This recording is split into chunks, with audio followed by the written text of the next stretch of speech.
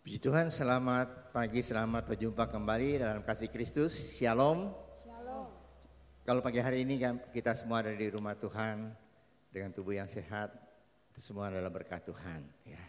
Oleh sebab itu patut pagi hari ini kita datang di rumah Tuhan untuk beribadah. Kita memuji Tuhan, menyembah Tuhan. Dan kita mau dengar pesan-pesan Tuhan bagi kita semua pada ibadah pagi hari ini. Saya undang untuk kita berdiri bersama, kita akan mulai baktian ini dengan doa. Mari kita berdoa. Pertolongan pada kita dalam ibadah minggu yang kudus ini adalah datang daripada Tuhan yang telah menciptakan langit, bumi dan segala isinya. Dia setia memelihara ciptaannya dan tidak pernah meninggalkan perbuatan tangannya dari selama-lamanya sampai selama-lamanya.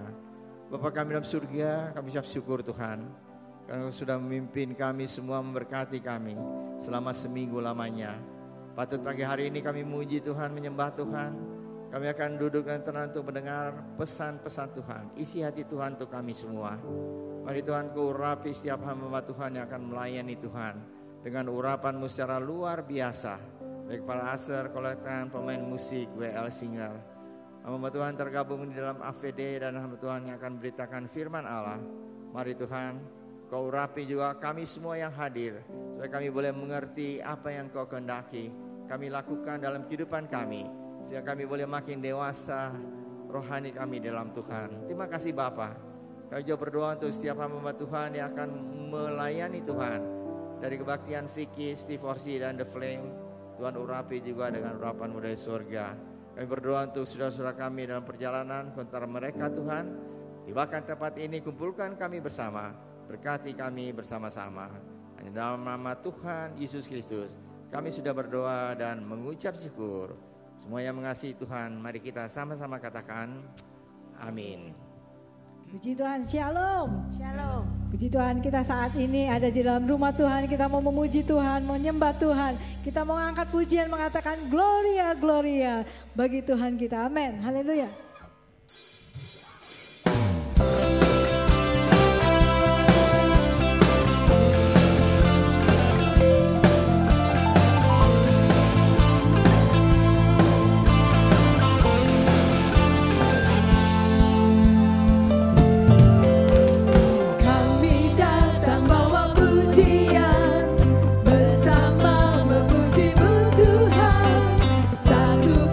Suara dan nyanyikan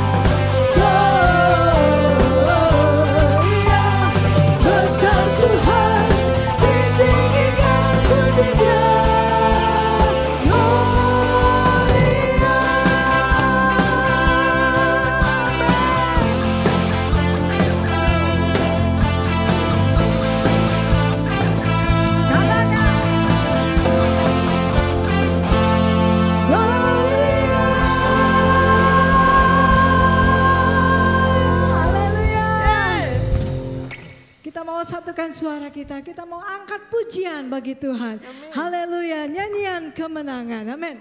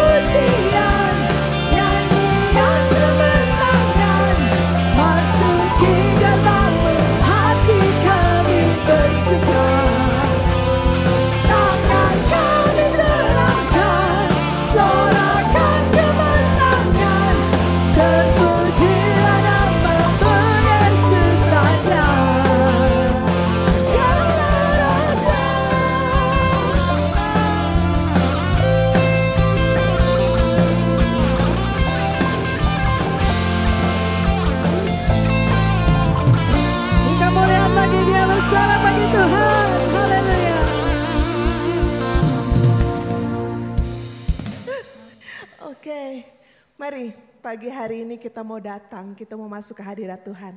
Karena kita percaya Tuhan sudah ada di tempat ini, amin saudara. Dan ketika dia sudah ada di tempat ini, dia gak akan pernah tinggal diam. Ketika dia ada di tempat ini, dia akan memberikan pemulihan. Dia akan memberikan kelegaan. Dia akan memberikan sukacita. Dia akan memberikan kedamaian buat setiap kita yang sungguh rindu dan berharap sama apapun yang Tuhan kerjakan. Amin saudara. Mari kita mau bawa hati kita. Kita mau masuk hadirat Tuhan. Karena kepercaya Dia adalah Allah yang hidup. Dia adalah gunung batu kita. Amin.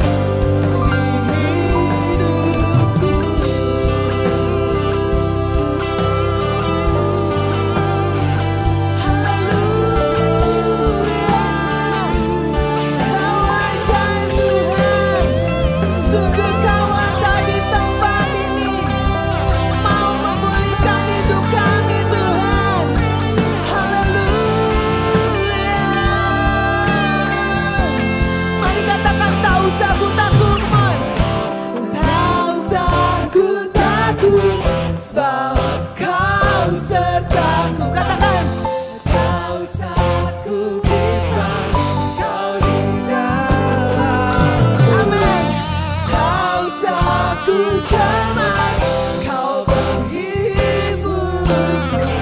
Saat ku lemah, Kau kuatku.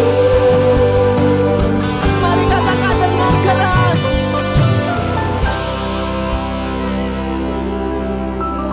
Amin. Ku nyanyi haleluya. Sungguh Kau hebat, ajaib perkasa, perbuatanmu.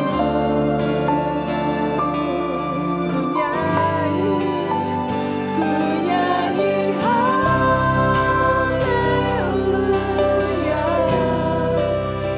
Ku nyanyi haleluya.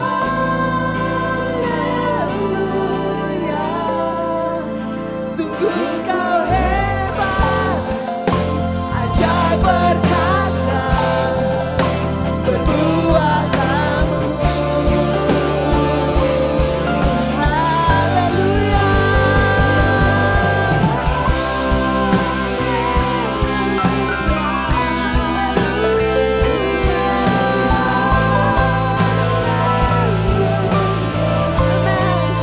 Sungguh Kau hebat, ajaib perkasa, perbuatanmu.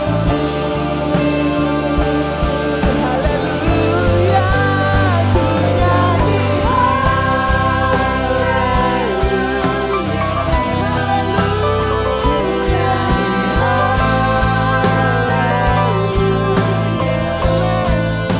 Sungguh Kau hebat, ajaib perkasa, perbuatanmu. Di hidupku,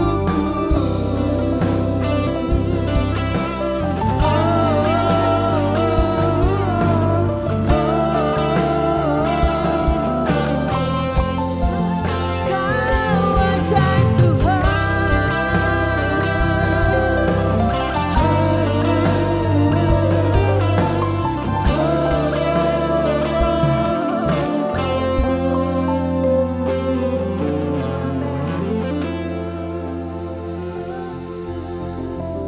Terima kasih Tuhan. Kami percaya kami gak usah takut, kami gak usah gentar karena kami punya Engkau Tuhan. Terima kasih buat kehadiran-Mu, terima kasih untuk janji-Mu dalam hidup kami Tuhan. Kami mau menyerahkan juga hidup kami untuk Engkau pakai Tuhan. Supaya hidup kami juga bisa jadi berkat buat lingkungan kami Tuhan. Sehingga mereka makin mengenal siapa Engkau, siapa Allah yang luar biasa itu Tuhan. Lewat perkataan kami, lewat tingkah laku kami, lewat kehidupan kami Bapa. Terima kasih Tuhan. Sungguh kami rindu pujian penyembahan pagi hari ini. Menyenangkan Engkau dan terutama juga menjadi berkat dan kekuatan dalam kehidupan kami. Kami mau serahkan semuanya ke dalam tangan-Mu. Dalam nama Tuhan Yesus kami sudah berdoa dan mengucap syukur. Amin. Silakan duduk.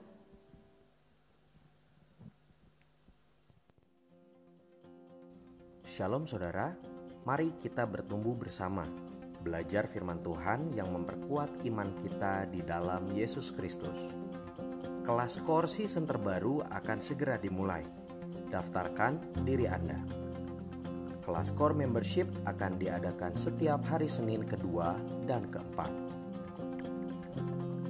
Kelas Core Maturity 1 akan diadakan setiap hari Senin ke-1 dan ke-3.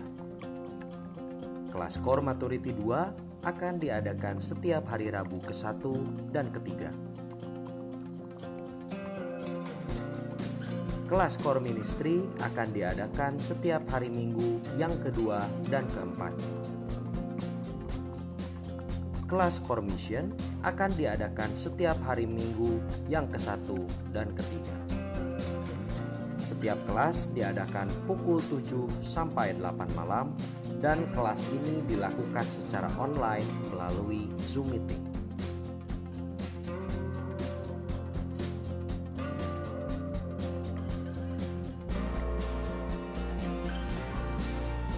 Segera daftarkan diri Anda melalui link berikut ini atau scan QR Code yang telah disediakan.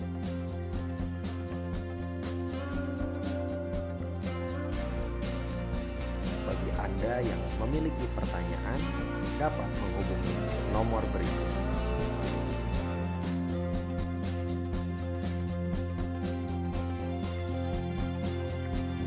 Mari bertumbuh bersama.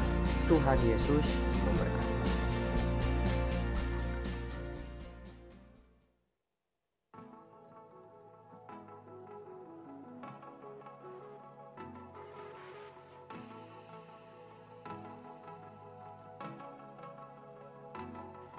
Mazmur 104 ayat 33.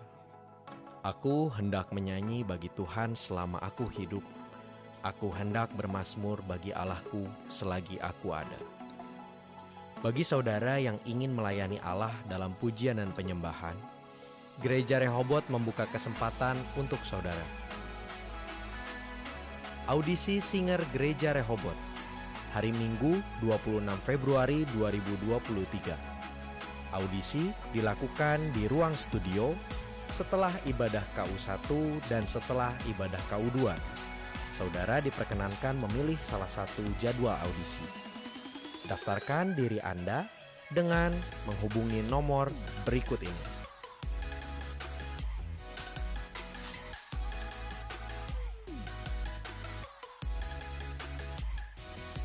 Pendaftaran terakhir pada tanggal 19 Februari 2023. Tuhan Yesus memberkati.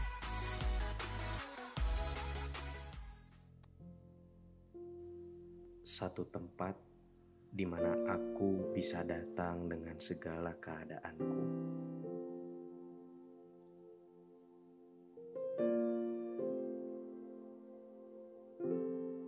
Satu tempat di mana aku kembali menjadi satu dengan pemilikku.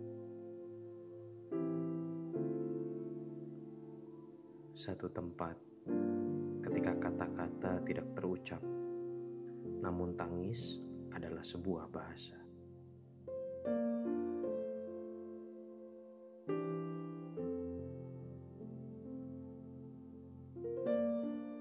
Doa, engkau hanya sejauh doa.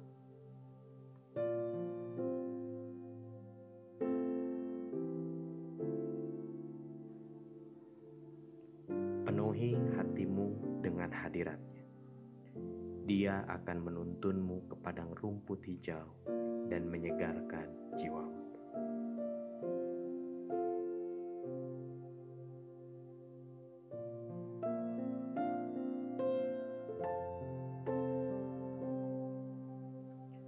Doa pengerja, Minggu 19 Februari 2023, pukul 11.30 sampai selesai.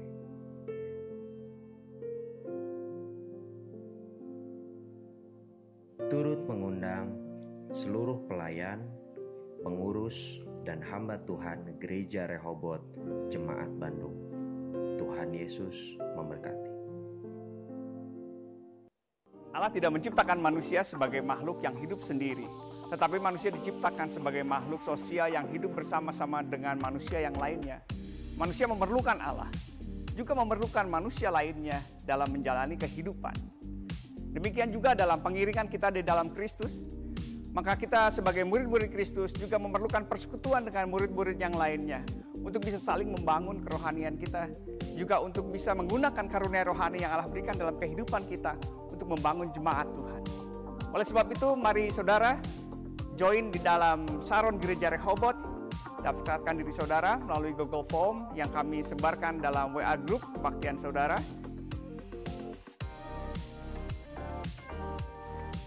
Atau bisa menghubungi nomor telepon Gereja Rehoboth.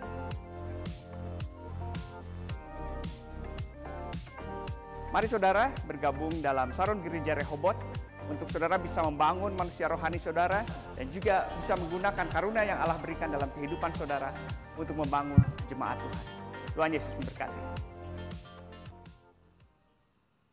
Sekali lagi shalom. Mari kita akan tunduk kepala sebelum kita akan belajar firman Tuhan pada pagi hari ini. Bapak, kami pagi hari ini Tuhan bersyukur untuk segala keberadaan kami. Terima kasih Tuhan. Arahkan hati dan pikiran kami hanya pada firman-Mu. Berbicaralah kepada kami, setiap kami yang hadir di tempat ini mau mendengarkan isi hati-Mu Tuhan. Kami mau lakukan itu dalam kehidupan kami, dan nama Tuhan dipermuliakan melalui hidup kami. Mari Tuhan urapi hamba-Mu, pakai hamba-Mu, Tuhan yang berbicara langsung kepada setiap kami yang hadir di tempat ini. Di dalam nama Yesus kami berdoa dan ucap syukur. Amin. Pagi hari ini kita akan melanjutkan konteks, karena ini khotbah konteks ya, berbicara tentang satu tokoh. Kita belajar dari seorang tokoh di dalam Alkitab, seorang tokoh besar yang diakui oleh 4 agama besar di dunia, Katolik, Kristen, Islam, Yudaisme, mengakui semua kepada tokoh ini. Tokoh ini tertulis di kitab Taurat, ditulis di Perjanjian Lama, ditulis juga di Al-Quran. Dan Allah menjanjikan berkat bagi bangsa-bangsa melalui orang ini. Orang ini adalah Abraham. Kita tahu semua Abraham adalah bapak orang beriman, ya, punya gelar yang sangat mentereng. Selama 2 minggu kita sudah belajar, di minggu yang pertama kita belajar tentang janji berkat yang Tuhan berikan kepada Abraham. Lalu kemudian minggu lalu kita belajar dari Pak Willem Novi, bagaimana seorang Abraham ini berdialog dengan Tuhan, mengajarkan kita untuk berdoa syafaat dengan kasih, kerendahan hati.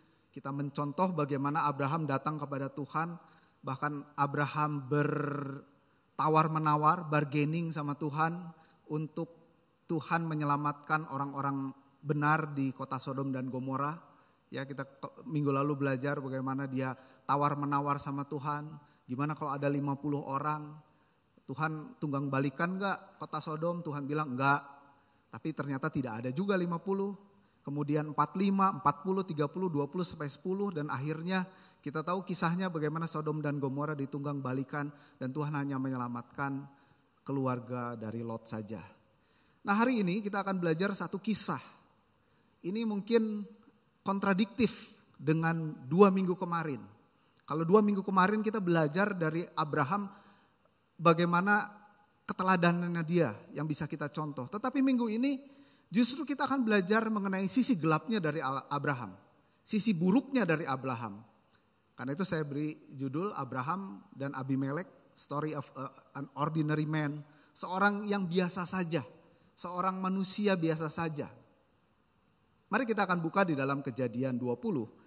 Ayat yang pertama sehingga ayat yang ke-18. Kejadian 20 ayat yang pertama sehingga ayat yang ke-18. Saya mohon mungkin bisa ditampilkan karena kita akan baca bergantian. Ini ayatnya cukup panjang, ada satu perikop. Judulnya adalah Abraham dan Abimelek. Kejadian 20 dari ayat yang pertama sehingga ayat yang ke-18. Saya akan bacakan ayat yang ganjil, saudara sekalian bacakan ayat yang genap ya. Abraham dan Abimelek. Lalu Abraham berangkat dari situ ke tanah Negeb dan ia menetap antara Kades dan Syur. Ia tinggal di Gerar sebagai orang asing.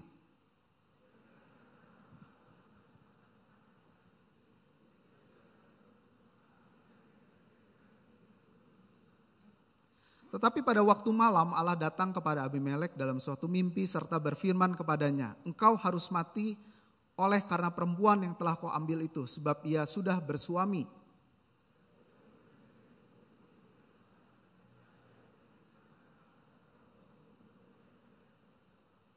Bukankah orang itu sendiri mengatakan kepadaku, dia saudaraku, dan perempuan itu sendiri telah mengatakan, ia saudaraku. Jadi hal ini kulakukan dengan hati yang tulus dan dengan tangan yang suci.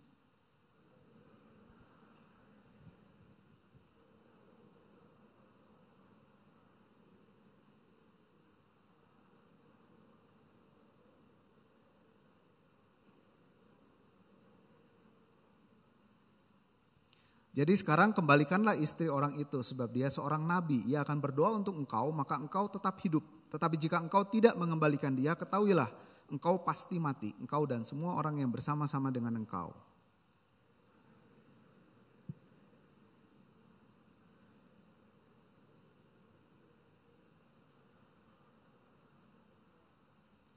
Kemudian Abimelek memanggil Abraham dan berkata kepadanya, "Perbuatan apakah yang kau lakukan ini terhadap kami dan kesalahan apakah yang kulakukan terhadap engkau sehingga engkau mendatangkan dosa besar atas diriku dan kerajaanku? Engkau telah berbuat hal-hal yang tidak patut kepadaku."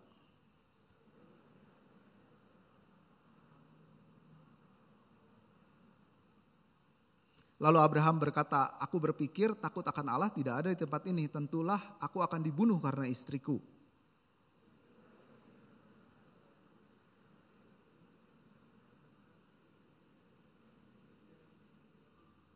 Ketika Allah menyuruh aku mengembara keluar dari rumah ayahku, berkatalah aku kepada istriku, tunjukkanlah kasihmu kepadaku, yakni katakanlah tentang aku di tiap-tiap tempat di mana kita tiba, ia saudaraku.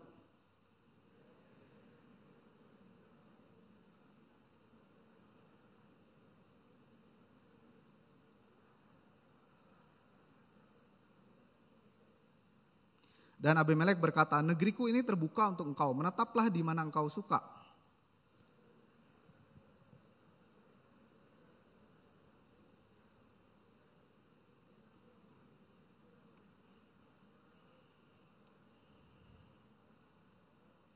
Lalu Abraham berdoa kepada Allah dan Allah menyembuhkan Abimelek dan istrinya dan budak-budaknya perempuan sehingga mereka melahirkan anak.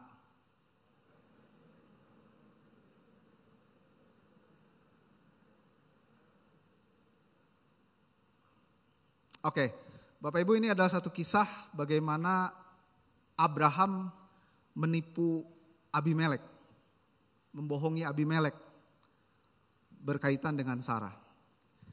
Bapak Ibu saudara sekalian, Abimelek ini siapa sih? Abimelek ini ada yang menuliskan Abimelek, ada Avimelek, tapi itu mengacu kepada orang yang sama. Ini bukan nama orang, Bapak Ibu. Ini adalah gelar raja di Gerar di situ ya. Gerar itu adalah daerah Filistin atau Palestina saat ini, begitu ya. Abi itu artinya ayah. Ya sampai sekarang juga masih banyak ya keluarga Muslim yang memanggil ayahnya itu Abi, ibunya Umi, begitu ya. Karena memang istilah Abi ini dari bahasa Timur Tengah ya. Abi ini adalah ayah, dan Melek ini mengacu kepada ada dua tafsiran. Ada yang mengatakan bahwa Melek ini adalah dewa orang Kanaan, yaitu Molok. Sehingga Abimelek itu punya pengertian ayahku adalah Molok, ayahku adalah dewa Molok, begitu ya. Sehingga ini mengacu atau membuat satu rujukan bahwa Abimelek ini orang yang disembah setengah dewa begitu oleh rakyatnya. Ada juga yang menafsirkan bahwa Melek ini dari asal kata Molk, M-O-L-K, Molk itu artinya korban kepada dewa yang berupa manusia. Nah, jadi Abimelek ini adalah ayahku adalah sebuah korban. Ini satu rujukan bagaimana Abimelek seorang yang sangat berbakti kepada Molok, kepada dewa sembahan mereka, dewa sembahan orang Kanaan. Nah, ini hanya sebagai masukan kepada kita bagaimana siapa Abimelek itu. Nah, tapi yang pasti di dalam peristiwa ini, di dalam kisah ini, kita belajar tentang seorang yang Abraham, ya. Kita lihat bagaimana Abraham ini merupakan seorang yang kita bisa bayangkan dia seorang suami yang begitu tega menyerahkan istrinya kepada lelaki lain. Betul apa betul? Ya, dia tahu bahwa Sarah itu istrinya, tetapi dia masuk ke dalam satu negeri perantauan yang dia tidak tahu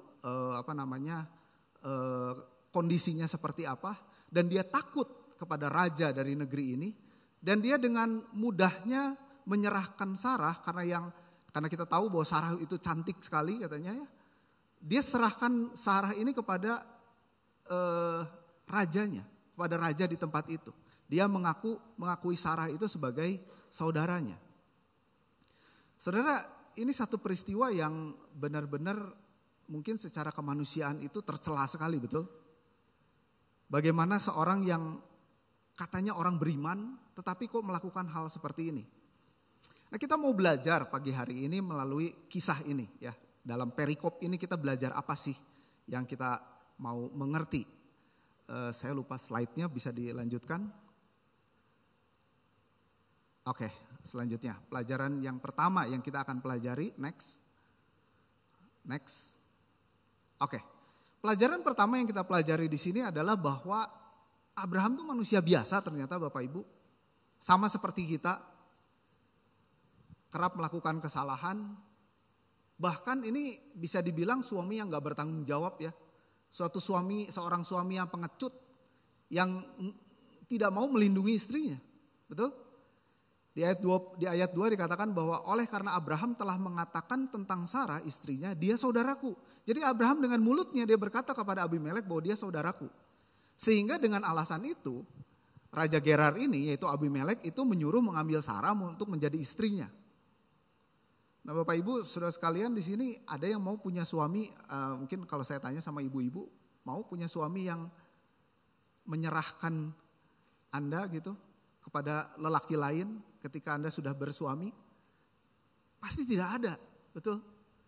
Kok tega-teganya Abraham itu menjual istrinya sendiri dan dia tahu Abimelek ini akan mengawini Sarah. Saudara, ternyata di zaman pandemi kemarin banyak sekali kasus di mana seorang suami menjual istrinya. Saya baca artikelnya di daerah Depok, di situ sampai ditangkap. Karena suaminya ini menjadi makelar justru, menjadi mucikari untuk istrinya sendiri, sadis. Jadi karena dia di PHK, dia gak punya kerjaan untuk memenuhi kebutuhan rumah tangganya, dia menjual istrinya untuk menjadi PSK. Dan dia sendiri yang bertransaksi, mengerikan sekali. Dan akhirnya terbongkar sehingga akhirnya ditangkap. Dan itu bukan cuma satu kasus, ada banyak kasus, mengerikan sekali. Ketika zaman pandemi kemarin banyak orang yang menjual istrinya. Dan apa yang dilakukan oleh Abraham ini sama halnya seperti itu. Mungkin kita bisa berpikir begini, itu kan zamannya beda. Karena zaman perjanjian lama tentu berbeda dengan zaman sekarang, betul. Zaman perjanjian lama memang istri itu properti suami. Sehingga istri itu bebas diperlakukan apapun sesuai maunya suami. Tetapi saya mau katakan bahwa kasus Abraham ini berbeda. Kenapa saya katakan kasus Abraham ini berbeda? Karena Allah sudah menjanjikan janji keturunan melalui Sarah, istrinya. Ini berbeda, ya. Kalau mungkin Abraham belum mendengar janji Tuhan, itu mungkin dia bisa berdalih atau katakanlah dia mengikuti pola atau kebiasaan orang di zamannya. Tetapi Allah sudah bertemu dengan Abraham di Kejadian 12. Di Kejadian 12 Abraham melakukan hal yang sama. Ketika dia pergi ke tanah Mesir karena ada kelaparan, dia pergi ke tanah Mesir dan dia melakukan hal yang sama. Dia menceritakan bahwa Sarah itu istrinya. Sehingga Firaun itu mengambil Sarah menjadi istrinya. Jadi peristiwa Abimelek ini bukan peristiwa yang pertama. Ini adalah peristiwa yang kedua tercatat di dalam Alkitab. Memang di Kejadian 12, Abraham belum bertemu dengan Tuhan untuk mendengar janji akan keturunan melalui Sarah. Belum. Di Kejadian 18 itu. Dan ini adalah peristiwa ini Kejadian 20. Makanya saya bilang di Kejadian 20 ini hal yang berbeda. Hal yang berbeda dengan Kejadian 12 ketika dia ke tanah Mesir. Karena Abraham sudah bertemu dengan Tuhan dan Tuhan sudah menjanjikan keturunan melalui Sarah. Tapi ketika dia masuk ke tanah Kades tadi, ke daerah Gerar tadi, kok bisa-bisanya dia menyerahkan kembali Sarah untuk menjadi istri dari Abimelek. Mana imannya? Mana yang katanya bapak orang beriman? Saudara, kita tahu bahwa kisah selanjutnya Abraham itu kan luar biasa ya. Bagaimana dia begitu beriman kepada Allah, menyerahkan Ishak untuk disembelih sesuai dengan perintah Tuhan. Tapi kita mau belajar di sini bagaimana dinamika seorang Abraham. Kejadian 20 adalah satu peristiwa di mana dia terombang-ambing masih meragukan tentang janji Allah. Ya, saya mau katakan pagi hari ini bahwa Abraham itu manusia biasa, sama seperti kita. Mungkin ada kalanya kita juga dalam pengiringan kita di dalam Tuhan, ada kalanya kita up and down. Kadang percaya, kadang beriman dengan kuat, tapi kadang ragu-ragu. Kadang kita menyaksikan janji Tuhan dan lain sebagainya. Saya mau katakan bahwa itu bukan pembenaran, bukan. Tetapi itulah manusia, manusiawi sekali. ketika Abraham dalam dinamikanya menyerahkan imannya sepenuhnya kepada Tuhan, itu tidak serta-merta seperti itu. Jadi kalau kita lihat peristiwa bagaimana seorang Abraham itu bisa begitu rela menyerahkan anaknya untuk disembelih di kejadian, di kisah-kisah selanjutnya, itu ada backgroundnya. Ternyata sebelumnya enggak seperti itu. Abraham itu tidak serta-merta dilahirkan menjadi orang yang sangat beriman, tidak. Dia mengalami satu fluktuasi juga di dalam keimanannya. Dan kita lihat pagi hari ini bagaimana Abraham itu menjadi orang yang berani saya katakan brengsek. Kok tega-teganya dia menyerahkan istrinya sendiri kepada orang lain. Tapi apa yang dilakukan Abraham ini manusiawi sekali, betul. Saya katakan manusiawi sekali karena ayat 12 dia bilang begini. Lagi pula ia benar kok, dia itu saudaraku, anak ayahku hanya bukan anak ibuku, tetapi kemudian ia menjadi istriku. Sudah perlu kita ketahui bahwa Sarah ini adalah satu ayah sama Abraham. Jadi zaman itu kan yang namanya seorang pria itu punya istri banyak. Dan ayah dari Abraham ini menikah dengan wanita lain sehingga menghasilkan anak. Dan anaknya ini salah satunya adalah Sarah. Sehingga Abraham menikah dengan Sarah. Jadi dia bisa berdalih, saya benar kok apa yang saya omongin, memang dia saudaraku.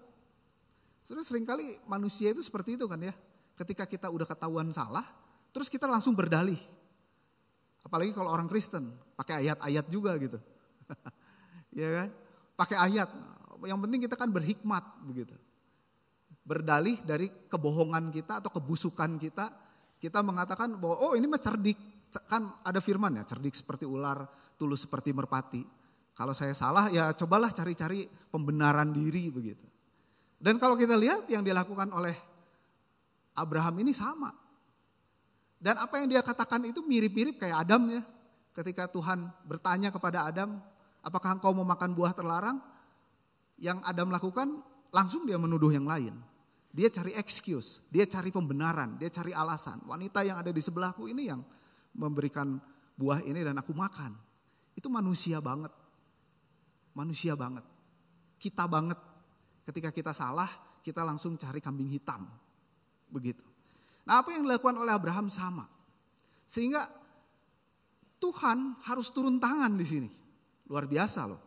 Tuhan sampai turun sendiri memberikan mimpi kepada Abimelek untuk tidak menjamah Sarah. Kenapa Tuhan lakukan itu? Karena ada jalur Mesias yang harus dipertahankan di dalam keturunan dari Sarah. Tidak mungkin dicemarkan begitu saja, sehingga Tuhan harus turun tangan. Kita tahu bagaimana Mesias, Yesus sendiri lahir dari keturunan Abraham melalui Sarah. Jadi Tuhan turun tangan sendiri. Jadi kita lihat bagaimana seorang Abraham ini adalah seorang yang biasa saja. Seorang manusia yang tidak sempurna. Seorang manusia yang bisa salah. Seorang manusia yang imannya naik turun. Bapak Ibu, pelajaran pada pagi hari ini, kita gak perlu sempurna dulu di hadapan Tuhan untuk Tuhan pakai. Kita tahu bahwa Abraham dipakai Tuhan luar biasa, menjadi berkat buat bangsa-bangsa. Tetapi hidupnya tidak sempurna. Refleksi buat diri kita pagi hari ini, kalau saya belum sempurna, kalau saya belum perfect di hadapan Tuhan, gak usah juga kita bilang, Tuhan aku gak mau dipakai Tuhan. Nanti kalau aku udah sampai sempurna hidupnya, baru saya mau dipakai Tuhan. Gak sampai-sampai Bapak Ibu. Mari kita menyerahkan hati kita, menyerah diri kita bahwa ini Tuhan, keberadaan saya cuman kayak gini. Pakai aja Tuhan sesuai dengan kehendak-Mu. Apa yang Kau pandang baik di dalam diriku, pakai aja. Karena saya belum sempurna. Saya belum seperti yang Tuhan inginkan mungkin di dalam hidup ini. Amin Bapak Ibu. Ada kalanya kita merasa bahwa diri kita harus sempurna dulu baru kita datang sama Tuhan mau dipakai Tuhan. Enggak. Tuhan tidak butuh kesempurnaan itu. Yang penting kita mau apa enggak. Pagi hari ini kita belajar dari seorang yang namanya Abraham. Kita lihat bagaimana Tuhan memakai Abraham walaupun dia tidak sempurna. Bapak Ibu, manusia itu enggak ada yang sempurna. Saudara bisa baca di dalam Alkitab, Abraham, Daud, Salomo, bahkan di dalam perjanjian baru seorang Petrus, Paulus sekalipun, mereka tidak sempurna. Mereka melakukan kesalahan. Mereka melakukan hal yang tidak berkenan juga di hadapan Tuhan. Jadi intinya ya jangan berharap sama manusia, kita harus berharap sama Tuhan. Ya, kalau kita berharap sama manusia, nanti kita kecewa. Jadi kita belajar bagaimana kita yang tidak sempurna, kita merelakan diri untuk dipakai oleh Tuhan. Tetapi pelajaran berikutnya adalah bahwa kita pun juga jangan nuntut orang lain untuk sempurna. Ada banyak orang yang dianya menyadari dirinya tidak sempurna, tapi dia menuntut orang lain untuk menjadi sempurna. Saudara, banyak orang yang menjadi kecewa untuk tidak datang ke gereja lagi karena alasannya dia kecewa. Kecewa sama orang Kristen, kecewa sama hamba Tuhan, dan lain sebagainya. Ada banyak, betul? Dia menuntut kesempurnaan kepada orang lain padahal dirinya sendiri juga menyadari bahwa dirinya tidak sempurna. Menginginkan diperhatikan oleh orang lain padahal dia juga tidak memperhatikan orang lain. Ada banyak orang yang tidak mau ke gereja lagi karena kekecewaan seperti itu.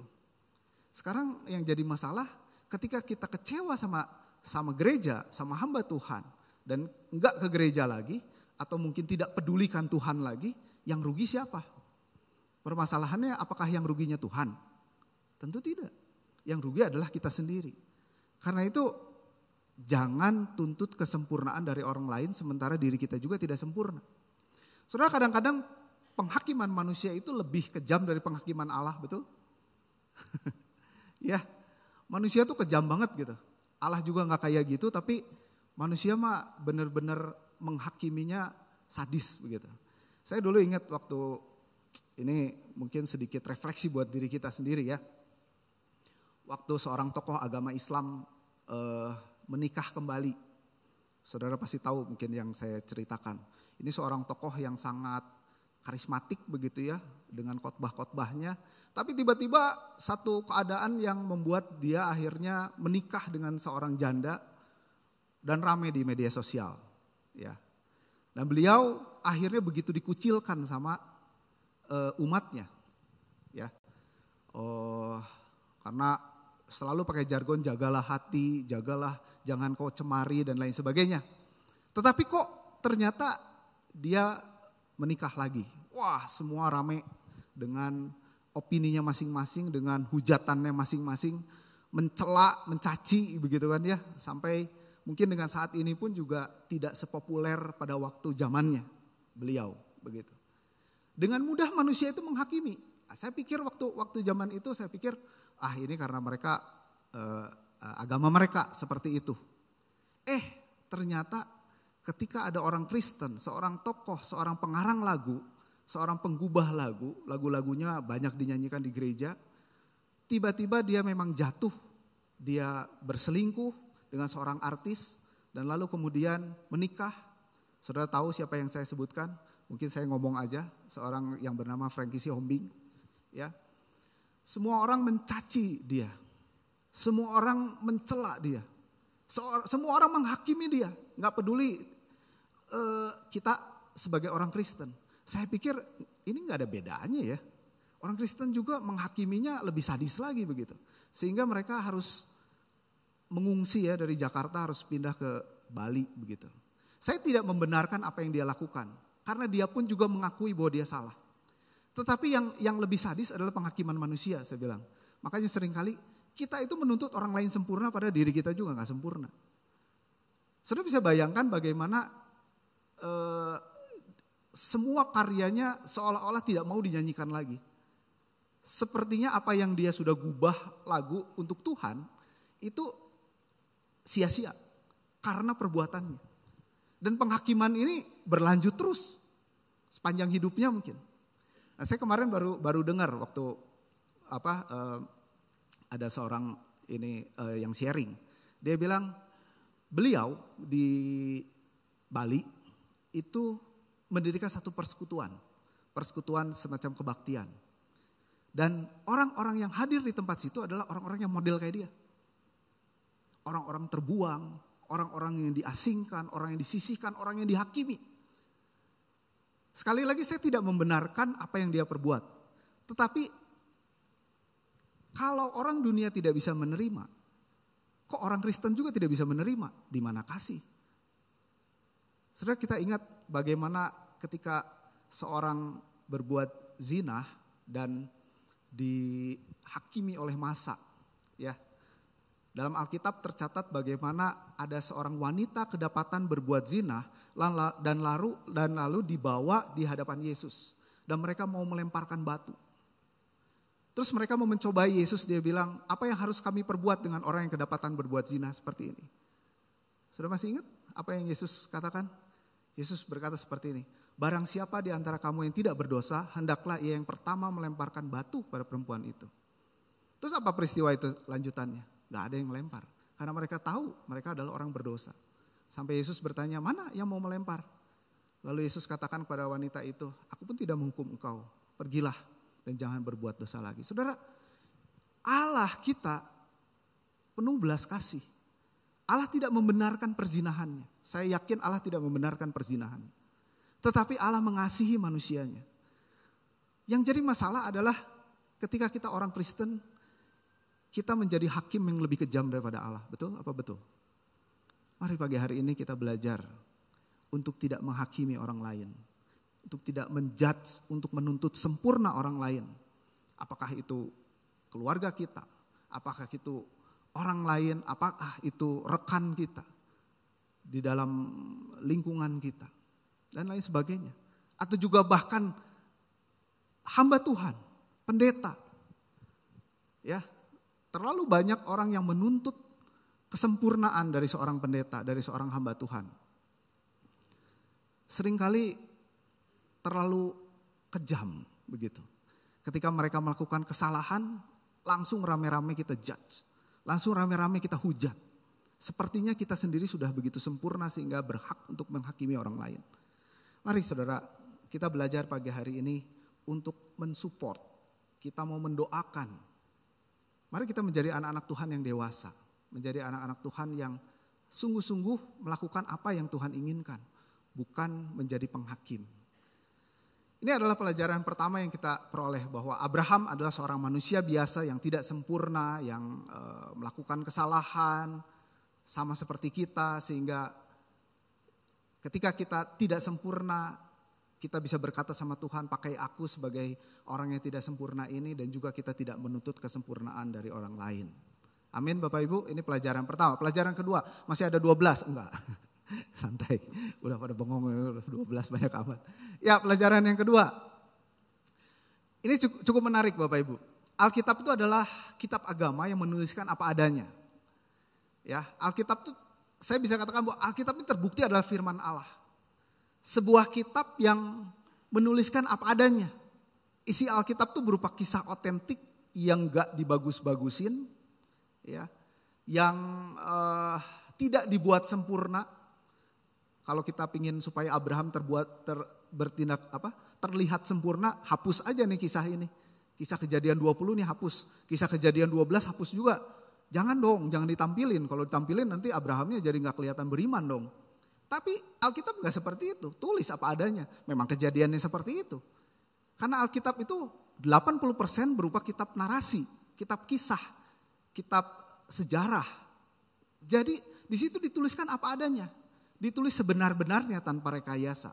Mau sisi baik, mau sisi buruk, tokoh-tokoh yang ada di dalamnya tuh real, nyata, gak ada kepalsuan. Ya, gak ditutup-tutupi keburukan tokohnya.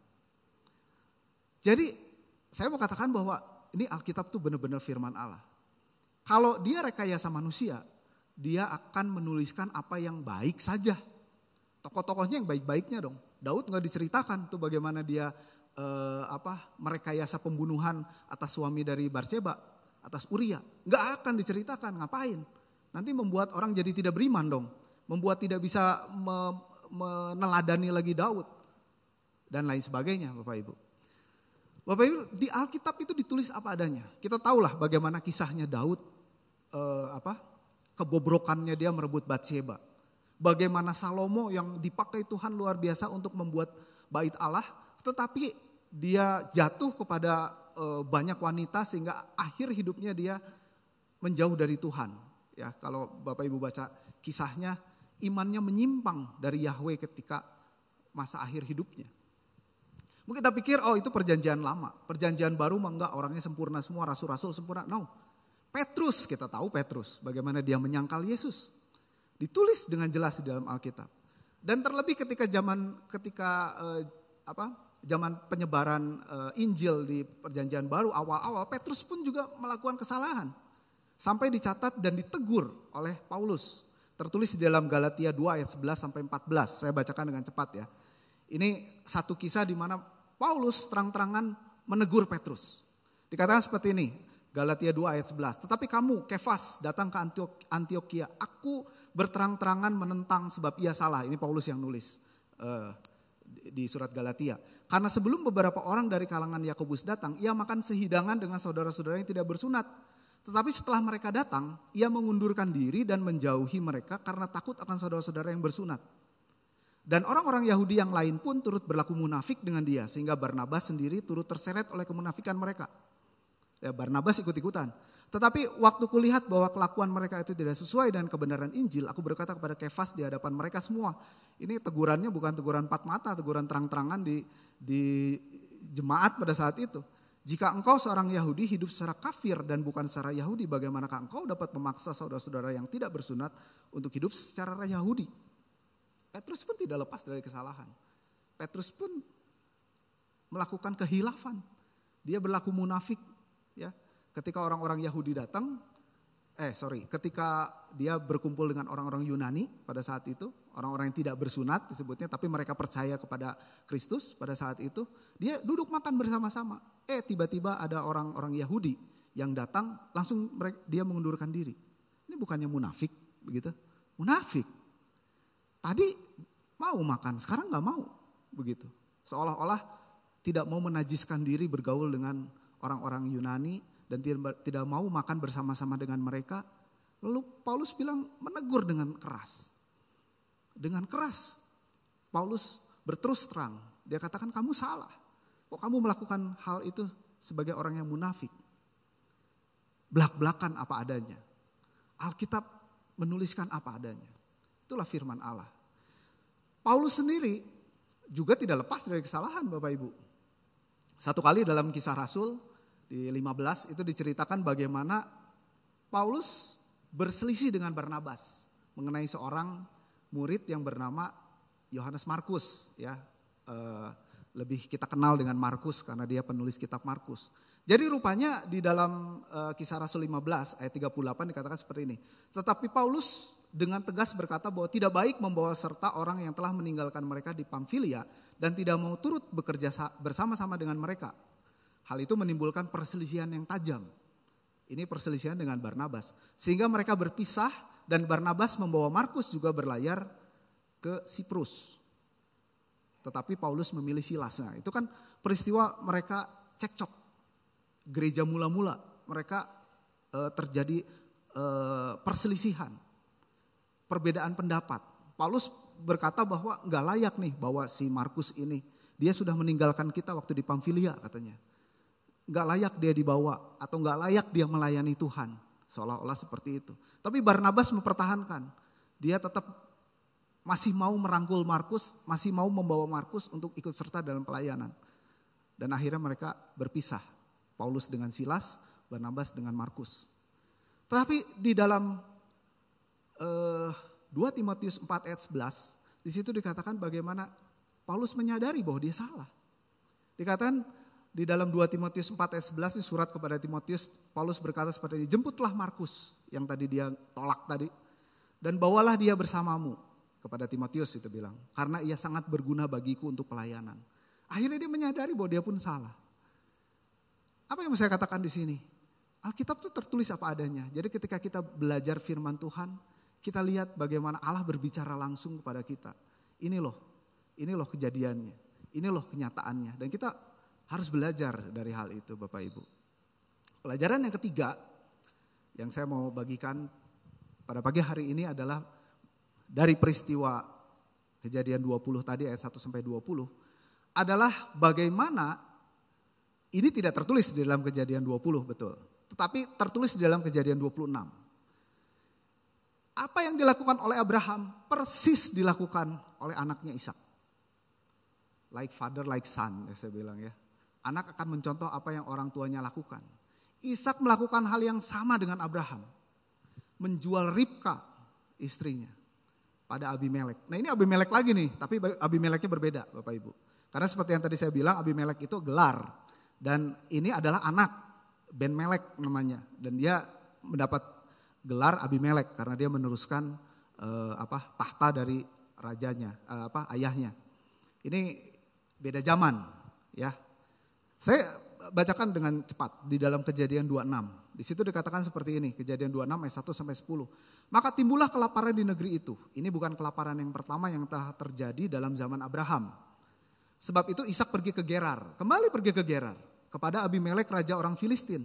Lalu Tuhan menampakkan diri kepadanya serta berfirman, janganlah pergi ke Mesir, diamlah di negeri yang akan kukatakan kepadamu. Tinggallah di negeri ini sebagai orang asing, maka aku akan menyertai engkau dan memberkati engkau. Sebab kepadamulah dan kepada keturunanmu akan kuberikan seluruh negeri ini. Perhatikan, kembali Tuhan memberikan janji kepada Ishak. Dan aku akan menepati sumpah yang telah kuikrarkan kepada Abraham ayahmu.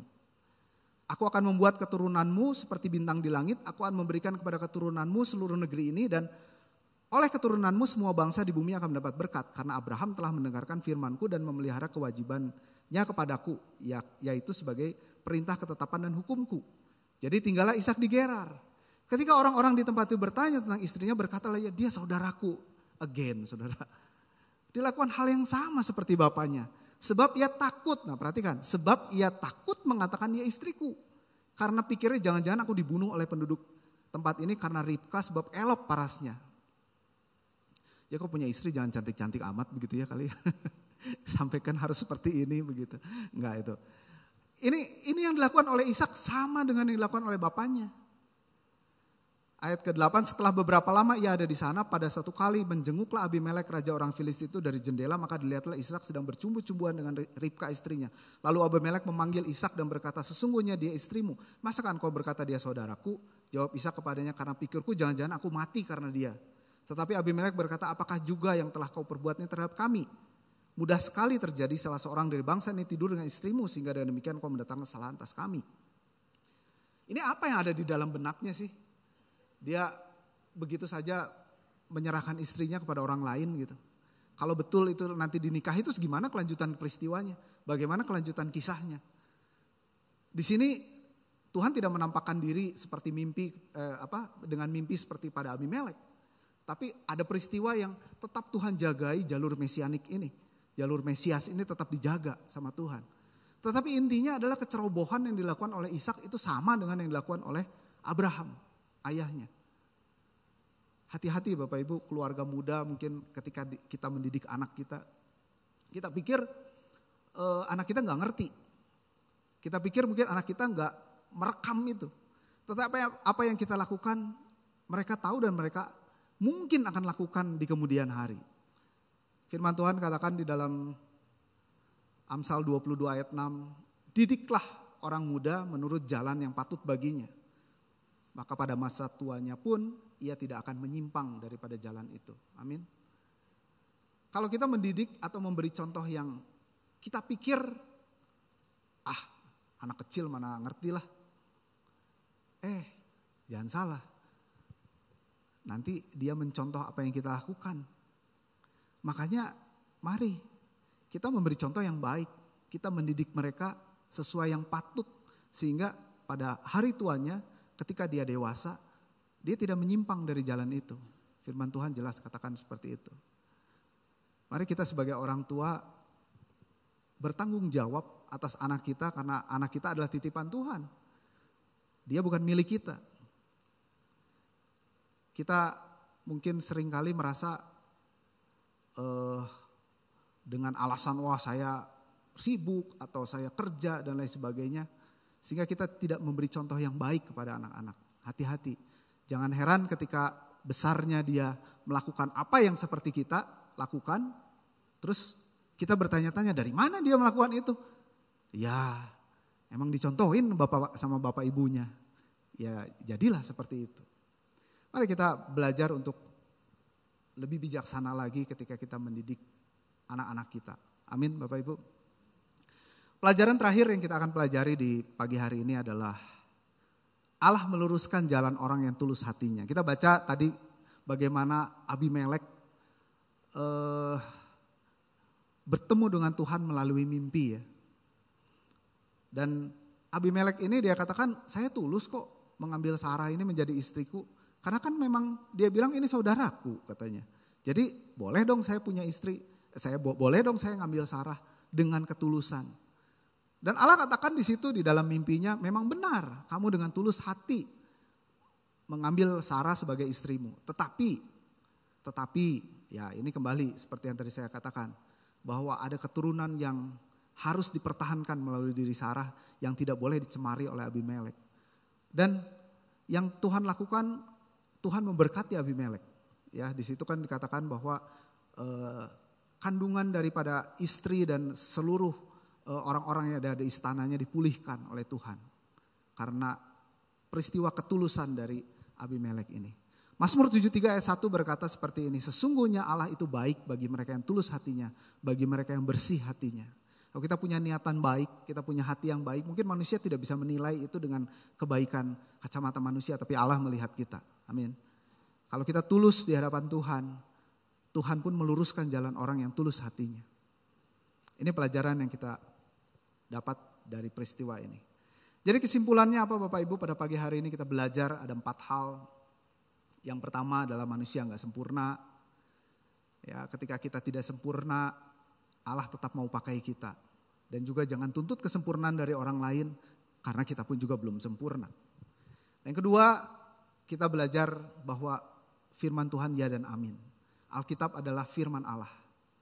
Alkitab sungguh-sungguh Allah yang berbicara melalui berbagai macam peristiwa, dinamika yang ada di dalamnya, baik salah, baik benar yang dilakukan oleh tokoh-tokoh dalam Alkitab. Kita perlu pelajari itu sebagai satu pelajaran untuk kehidupan kita tetap beriman kepada Tuhan. Lalu yang ketiga, hati-hati ketika kita mendidik anak, jangan-jangan anak kita meniru apa yang kita lakukan. Dan yang terakhir, mari kita memiliki hati yang tulus di hadapan Tuhan, sehingga Tuhan meluruskan jalan kita. Amin Bapak Ibu. Biarlah firman Tuhan yang saya bagikan ini menjadi pelajaran buat kita untuk kita berjalan bersama dengan Tuhan dan kita merasakan bagaimana ketenangan hati kita di hadapan Tuhan. Saya yang belum sempurna ini Tuhan pakai. Saya undang pemain musik untuk maju ke depan. Kita akan nyanyikan satu lagu jadul. Saya suka lagu jadul Bapak Ibu. Jadi mungkin ada beberapa khotbah yang saya tiap kali nyanyi kok lagunya jadul mulu gitu. Tapi lagu jadul itu yang seperti saya bilang dulu, kadang-kadang kalimatnya tuh simple tapi dalam gitu, bermakna ya. Mungkin ejaannya juga kadang-kadang ejaan zaman dulu gitu. Tapi justru karena itu kalimatnya unik dan bener ya. Kalau mungkin lagu-lagu zaman sekarang gaya bahasanya berbeda begitu ya. Tenanglah kini hatiku, Tuhan memimpin langkahku di tiap saat dan kerja.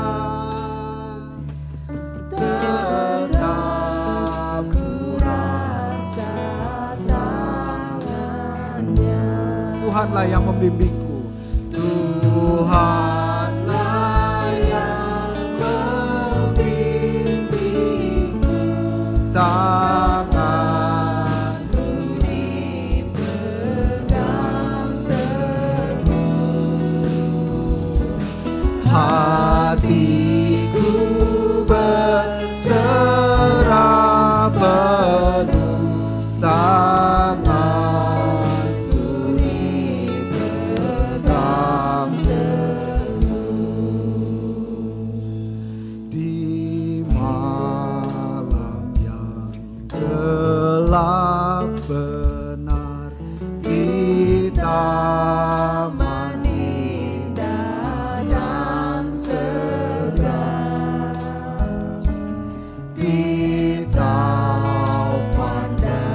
di laut tenang, tetap tanganku dipegang. Tuhanlah yang membimbing. Mari saya undang kita bangkit berdiri. Tuhanlah yang membimbing. Dia yang membimbing hidup kita, Bapak Ibu. Kita tidak sempurna di hadapan Tuhan. Kita belum sempurna, kita bukan siapa-siapa di hadapan Tuhan. Tapi Tuhanlah yang membimbing hidup kita. Mari kita serahkan hati kita hanya pada Tuhan.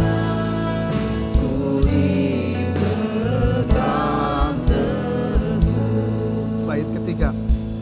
Tak sesalkan hidupku, betapa juga nasibku,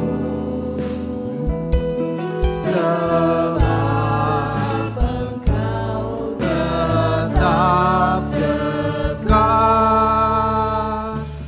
tanganmu kupegang. Tuhanlah yang membimbingku, tanganku dipegang teguh, hatiku berserah penuh, tanganku dipegang teguh. Tuhanlah yang membimbingku. Tuhanlah yang membimbingku, tanganku dipegang teguh, hatiku berserah penuh, tanganku dipegang teguh.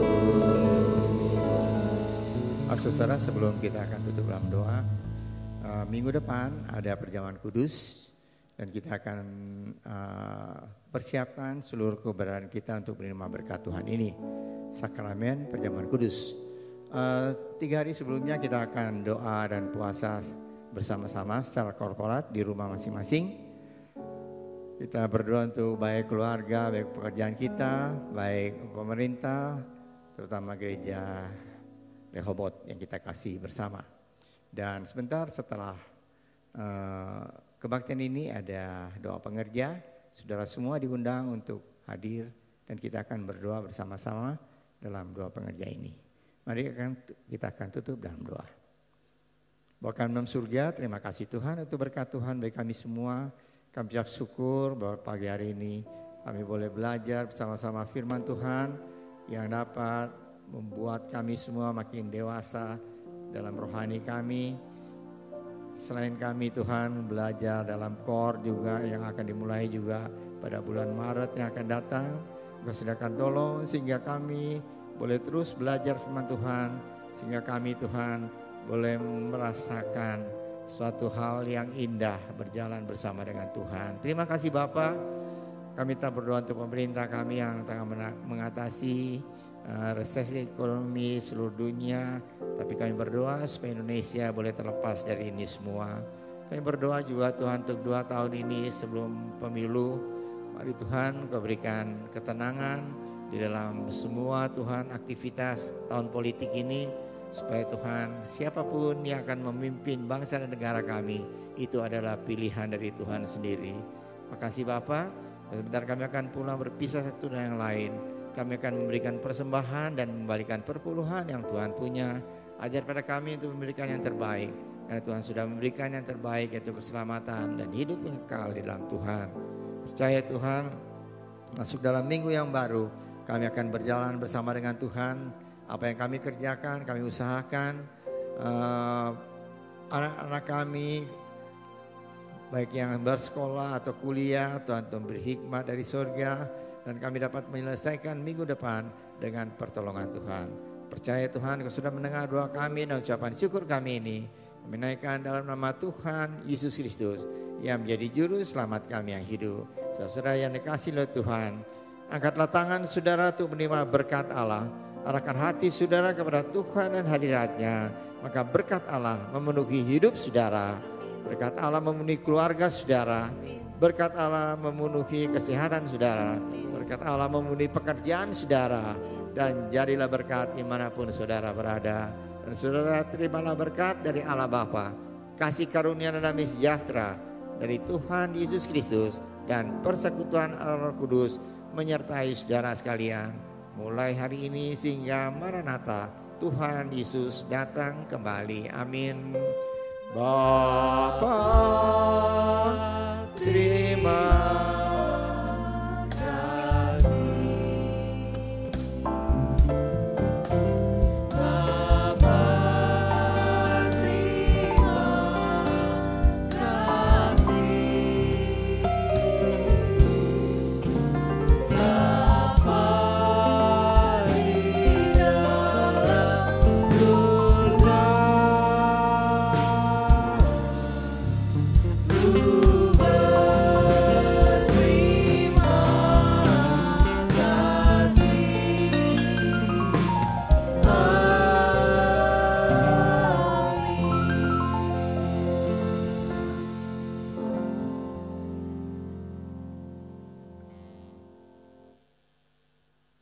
Selamat hari Minggu, Tuhan Yesus memberkati.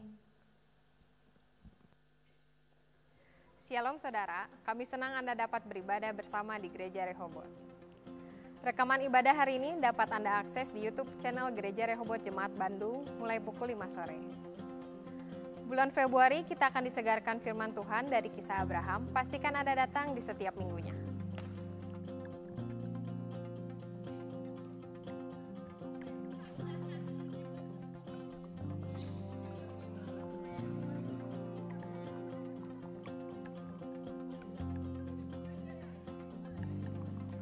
Persembahan dan perpuluhan dapat diberikan saat ibadah onsite maupun online melalui QR Code dan nomor rekening yang tersedia.